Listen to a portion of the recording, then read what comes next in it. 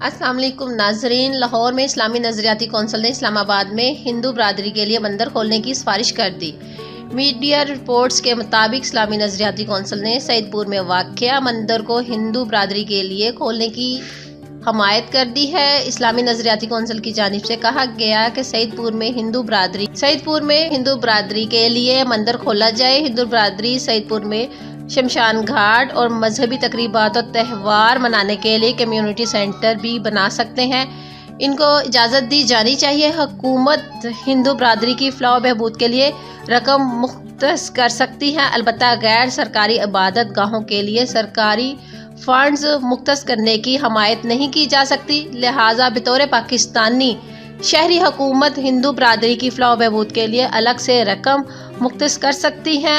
واضح رہے کہ اسلام آباد کے علاقے سعید پور میں ایک چھوٹا سا مندر تھا جس کی اس وقت تعمیر نو کی گئی۔ جب اس علاقے کو قومی ورثہ قرار دیا گیا، یہ ایک علامتی عمارت تھی، اسے قومی ورثہ قرار دے کر عبادت کے لیے بند کر دیا گیا تھا، جس کے بعد ہندو برادری اسلام آباد میں مندر بنوانا چاہتے تھے۔ کچھ عرصہ قبل حکومت کی جانب سے اسلام آباد میں نیا مندر تعمیر کرنے کی اجازت دی گئی تھی، لیکن کیپٹل ڈیولپمنٹ اتھارٹی کی جانب سے اسلام آباد میں پہلے ہندو مندر کی تعمیر کے لیے زمین مختص کیے جانے کے چند روز بعد اس کی تعمیر کو روک دیا گیا تھا۔ علماء اور کئی سیاسی شخصیات کی جانب سے مندر کی تعمیر کی مخالفت پر تنازع پیدا کیا گیا تھا، جس کے بعد مندر کی تعمیر روک دی گئی تھی۔ مزید اپڈیٹس کے لیے سبسکرائب کیجیے ہمارا چینل اور ساتھ ہی موجود بیل آئیکن کو پریس کرنا نہ بھولیے گا تاکہ آپ کو ہماری نئی آنے والی اپڈیٹس آسانی سے ملتی رہے۔